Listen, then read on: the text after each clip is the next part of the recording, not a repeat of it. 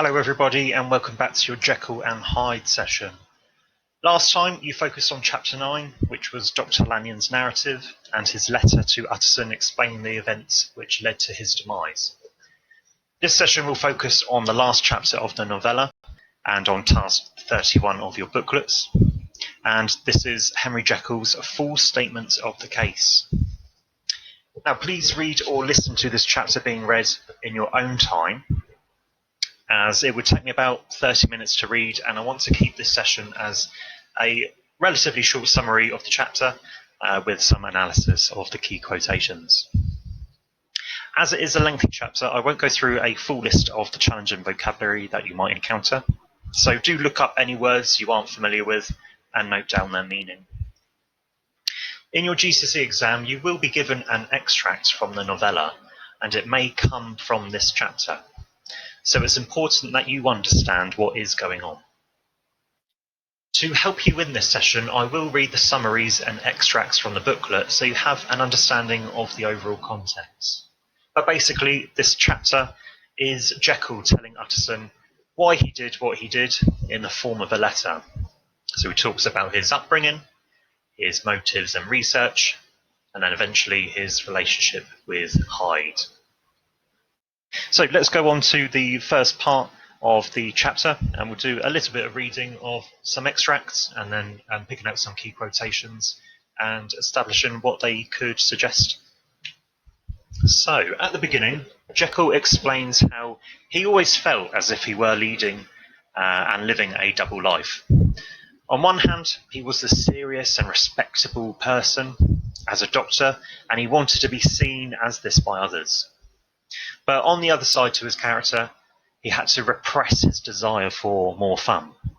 And this made him feel like he was living a duplicitous life, as if he was living a lie and almost deceiving himself. So it starts. I was born in the year 18-something to a large fortune, endowed besides with excellent parts, inclined by nature to industry, fond of the respect of the wise and good among my fellow men, and thus, as might have been supposed, with every guarantee of an honourable and distinguished future. And indeed, the worst of my faults was a certain impatient gaiety of disposition, such as had made the happiness of many, but such as I found it hard to reconcile with my imperious desire to carry my head high, and wear a more than commonly grave countenance before the public. Hence it came about that I concealed my pleasures, and that when I reached years of reflection and began to look round me and take stock of my progress and position in the world, I stood already committed to a profound duplicity of life. And then later on, it goes, and it chanced that the direction of my scientific studies, I thus drew steadily nearer to that truth, by whose partial discovery I have been doomed to such a dreadful shipwreck, that man is not truly one, but truly two. I learned to recognize the thorough and primitive duality of man. I saw that of the two natures that contended in the field of my consciousness. Even if I could rightly be said to be either, it was only because I was radically both. Now what I've done is I've highlighted some key quotations from those extracts, and I'll take each one in turn and do a small analysis on each of those. So the first one, this is where he's talking about his upbringing and what it could promise him in the future. Now, in Victorian society, they would have had measures which would establish a person's worth in the world. So such measures could be wealth, honour, and social standing. Now, the worst of my faults was a certain impatient gaiety of disposition. So Jekyll here, he's talking about his worst flaw as a character, and what he sees his worst flaw in life as being is having this desire for pleasures that weren't deemed to be respected or appropriate for Victorian society. So not only would it be inappropriate to even talk about them, but to actually carry them out. He found it hard to reconcile with my imperious desire to carry my head high and wear a more than commonly grave countenance before the public. So here, Jekyll is all about appearance. He is wanting to seem better than he is. He assumes a seriousness and respectability, but it is a pretense. So it's a mask that he puts on when he's in public view. He wants to maintain this status as this respected Victorian gentleman. Now, his inherent desire to deceive not only those around him, but himself, sows the seeds for a life founded on duplicity.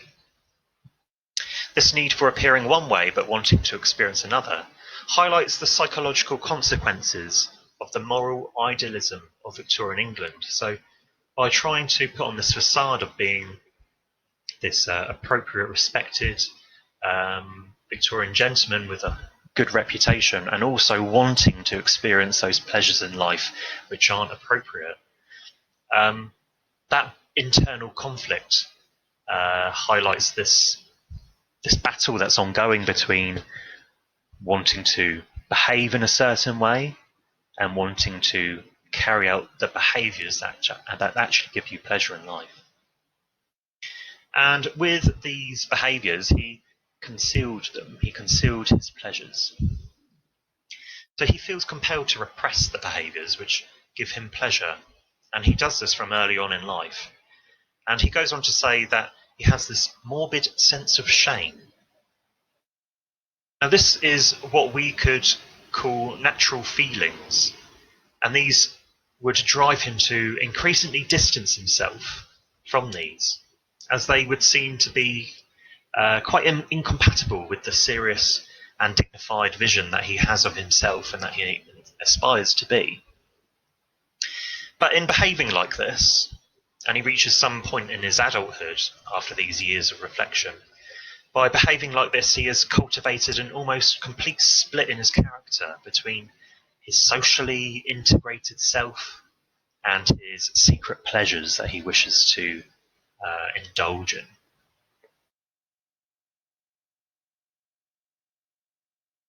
And then he says, I stood already committed to a profound duplicity of life.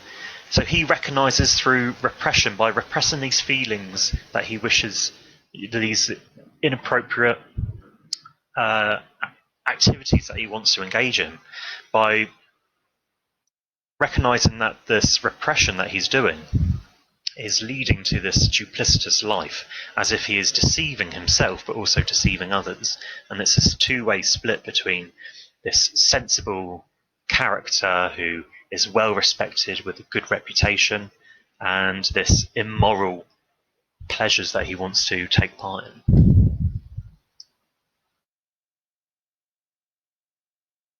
I have been doomed to such a dreadful shipwreck that man is not truly one but truly two. A very key quotation, this one. Man is not truly one but truly two. And what this does is this exhibits the idea that human nature is made up of a series of opposites. So you have good versus evil, you have moral and intellectual, rational and irrational, and human nature is made up of these. And Jekyll tries to bring moral conscience and rational analysis to investigate this question. And this then drove to his experiments. But the truth that he finds within these experiments fragments his soul, as shown in the metaphor of the shipwreck. But what Victorian society tried to do was separate the good from the evil in humans in order to purify society. But what Jekyll tried to do, or what he sought to do, was unify this. He wanted to unify his soul as a natural, wholesome self. Then he goes on to explain how he came to create Hyde by creating a potion. And as we read, I want you to think about, how does he describe becoming Hyde, and what does he realise about Hyde's personality?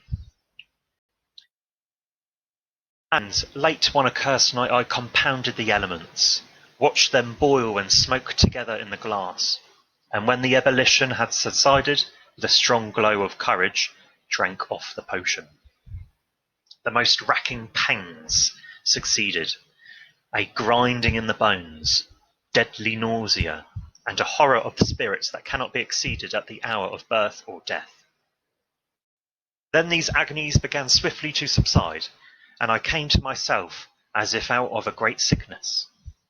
There was something strange in my sensations, something indescribably new, and from its very novelty, incredibly sweet.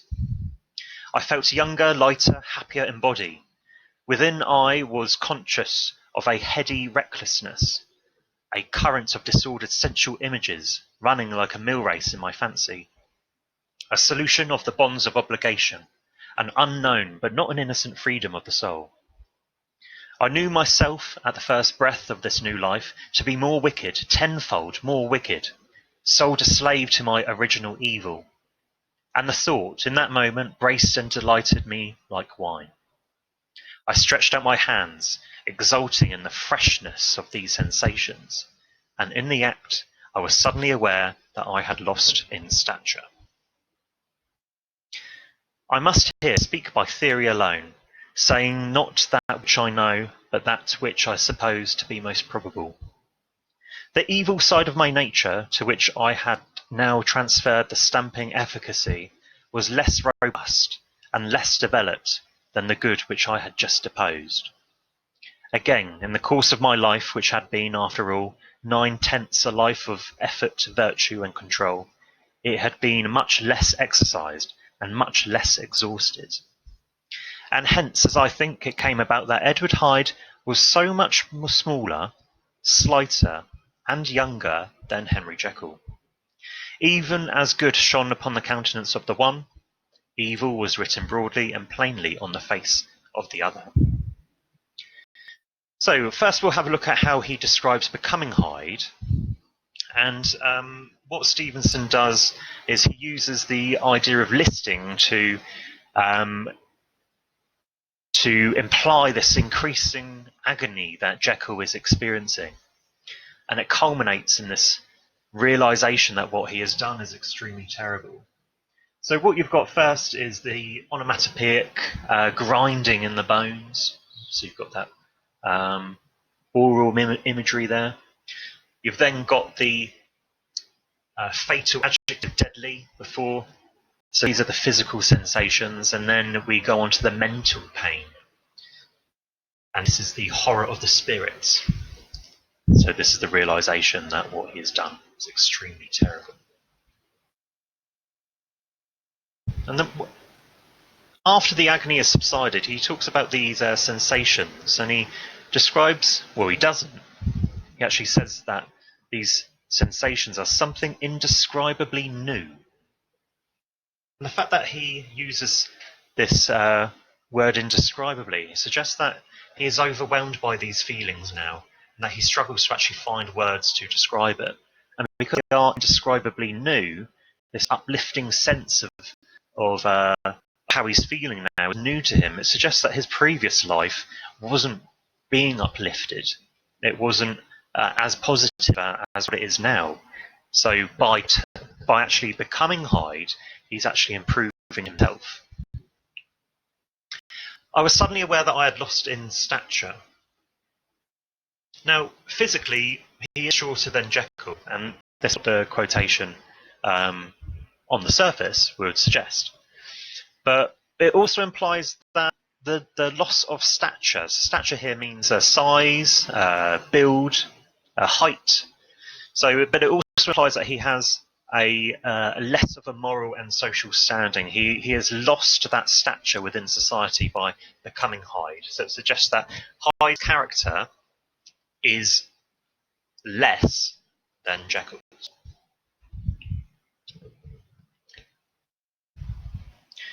Now he talks about his evil side and how it's less robust, less developed, and how it's much less exercised and much less exhausted. So there's a repetition of the of less is emphasizing what we've just said up here about him being less moral, less in social standing, but also how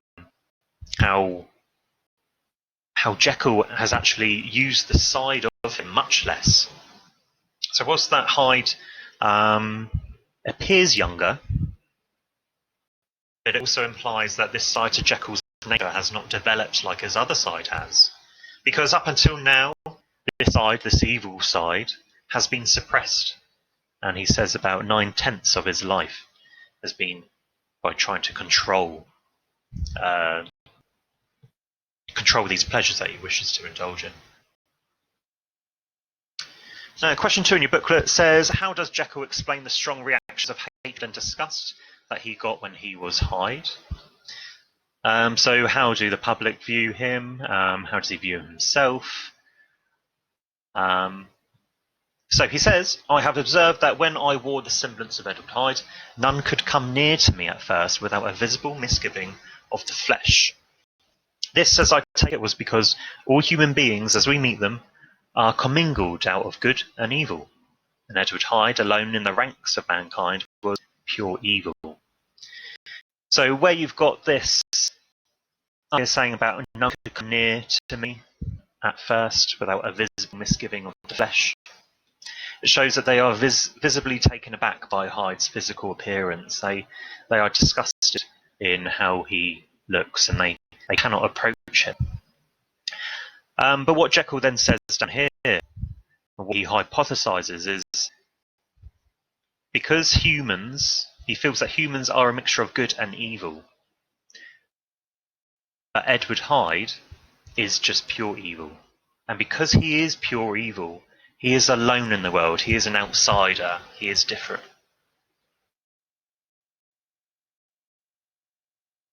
Now, later on in the chapter, Jekyll explains that at first he enjoys being Hyde, as it frees him, and allows him to do anything he wants without being caught.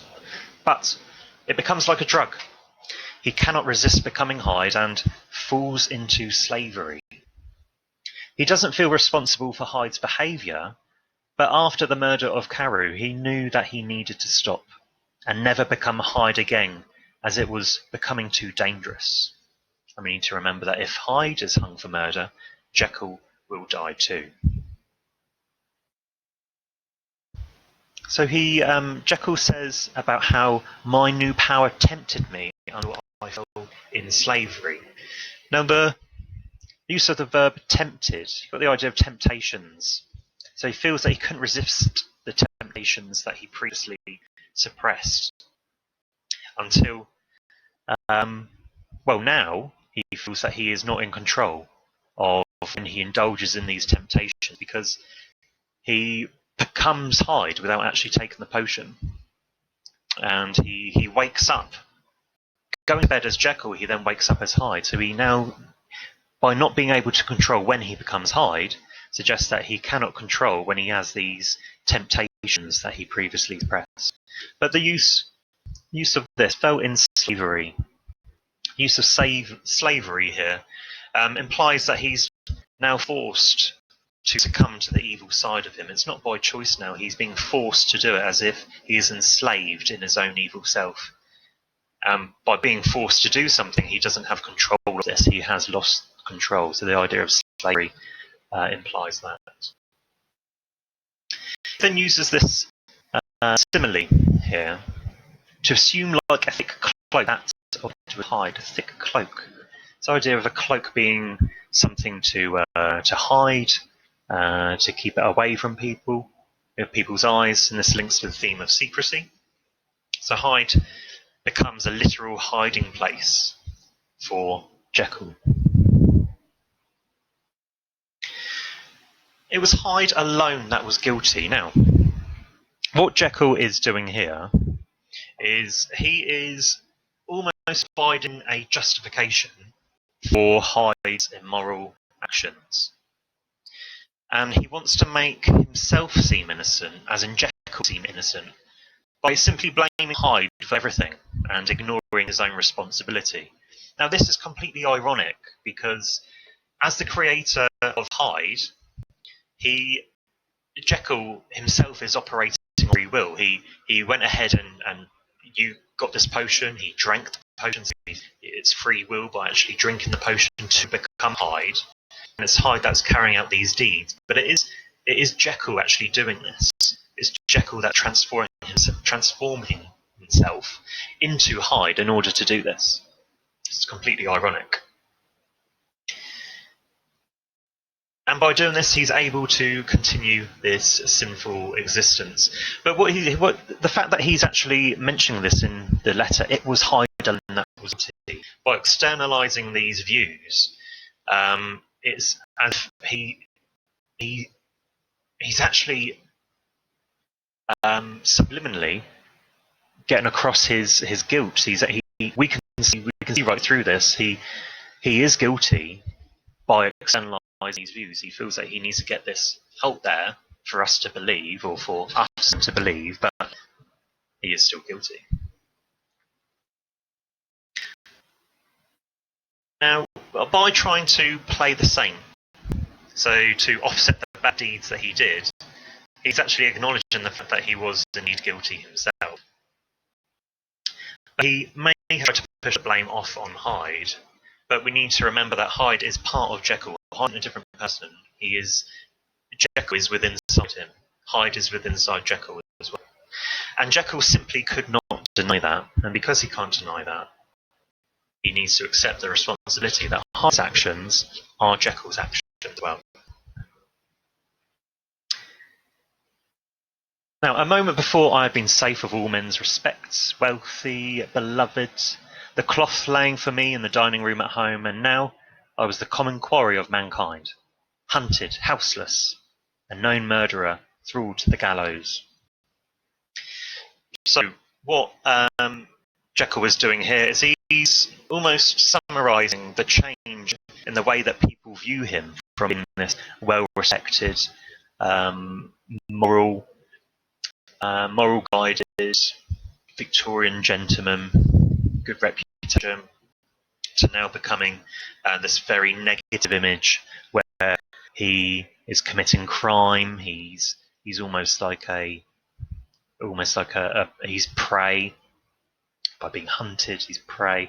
A gallows because he's committing these crimes. So this being within the same sentence and linked in with the semicolon shows how on the sort of the left hand side of the semicolon, that's how he was, and on the right hand side is how quickly he has now changed. But it's not just how other people view him; it's how he sees himself. It's how negatively Jekyll quickly views the man he has become. And this, by being in the same sentence, by using the semicolon, shows how quick that he has transformed from one to the other, and how almost lack of control he has from transforming from one to the other. And this lack of control also signifies his continued downfall, as he can no longer control when he turns into Hyde. How Jekyll finds that he has lost control of his creation Hyde, as we've said. He would find himself turning into Hyde without taking the potion. More and more, he felt that Hyde was becoming stronger than him, and that one day he would not be able to turn back. He leaves Utterson his confession, knowing that he is running out of potion and will soon be trapped as Hyde forever. And Jekyll uses this phrase where he says, "The devil had been long caged, he came out roaring." Now, the Hyde within Jekyll had been repressed for a long time, so when Hyde finally does come out, he comes out in full force. And Stevenson uses this metaphor of this caged animal to represent how evil bursts out Jekyll, like this animalistic nature of bolting, like maybe like a horse from a stable bolting. How it's just burst out of Jekyll. But this metaphor also implies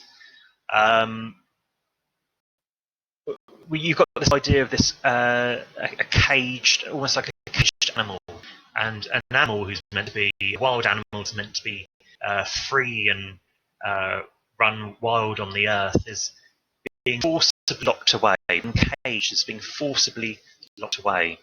And what this does, this implies the unnatural nature of forcibly locking away this side to oneself, something which deserves to run free. He also says, I was slowly losing hold of my original better self and becoming slowly incorporated with my second and worse. So compared to previously where he was elated, had become and almost uplifted and become Hyde, he's now recognising that Hyde is actually not as becoming Hyde isn't this positive experience he was once used to, and he recognises this. The use of the verb incorporated implies that Jekyll is almost becoming consumed by Hyde. If you think about, I don't know, maybe a big company and a small local business, and this small local business being incorporated into the larger one, the larger one still keeps the same rules, the way of working, and this other one has to fit in somehow. The small business has to fit in. And it's much the same with this, using the incorporated. It's just that Jekyll has to fit in with Hyde. He's become consumed by him, and nothing will be left. Which illustrates how Jekyll has gone too far in trying to play God. He's tried to create this split personality, being able to indulge in one and then keep the face of the other, but he's gone too far in doing so. And he has this worry about the balance of my nature might be permanently overthrown. So he worries that Hyde's dominance, he become very dominant over their personality. So he worries that Hyde might take up and become the dominant force. Question 3 in the booklet asks what you think the moral lesson is to learn from the novella. Now, I want you to try and think of your own. Try and think of having read the novella with ideas about morality, with ideas about humans having this duality within them, where they have a good side and a bad side. Knowing what happens to Jekyll and knowing and knowing what happens to Hyde, what do you think the moral lesson is to be learned from this? Now, I'm going to give you a few ideas, but it would be really helpful if you could try and think of your own, but also you might want to take some ideas from these three and then combine them. So the first idea is that if we give in to our darker sides, will we ultimately end up winning out over our good sides? So if we indulge in the things that aren't so pleasant, if we take the evil side to us, will it ultimately destroy our good side and we can't get back? Stevenson wanting to realise that by repressing and concealing the different sides of ourselves, is what we're doing actually hiding who we are, which will ultimately damage ourselves psychologically, do damage to ourselves by repressing who we are as humans. What about this one? The lure of darkness and evil exists in the mind of every man, and all that differentiates good people from evil people is one's ability to indulge. Although we all have evil in us, it's best to keep our hides under lock and key rather than let them roam freely. So are we accepting that every human has a good side and an evil side, and those that are deemed to be good are those that can control and repress their evil side, and those that are deemed to be bad people are those that can't control this? If we are, and what that's saying is, if we are to be good people, we need to learn to keep the evil side controlled and know where our limits are. So it begs the question of, is there a good side and a bad side to us all? So how to treat these sides? Do we allow them to run free? Or to keep them caged? Now that's the idea of the chapter. There was a order of events question, which so what we've done is we have taken the main events of the story, jumbled them up, and just write down the numbers in order of you think you remember the events of the story to go in. So First number being what came first, the last number what came last. Okay. And here are your answers. So you'd have number 3, young girl is trampled by a man in the streets. 2, Utterson is troubled by Jekyll's strange will. 4, Carew is murdered. 10, Utterson goes with the police to Hyde's house in Soho. 9, Lanyon sees how to turn Jekyll. 1, Dr. Lanyon dies. 8, Utterson receives a letter from Lanyon that he can only read after Jekyll is, that should then say, dead or disappeared. 7, Utterson sees something horrifying at Jekyll's window. And then 5, Utterson and Paul find his body. And then finally 6, Utterson read Jekyll's full confession. Okay. Now that's the end of this session. I hope that's a brief overview of this lengthy chapter, including Jekyll's reasons for doing what he did and his response to Hyde. Now you will go over this chapter more in class when we see you, but until then,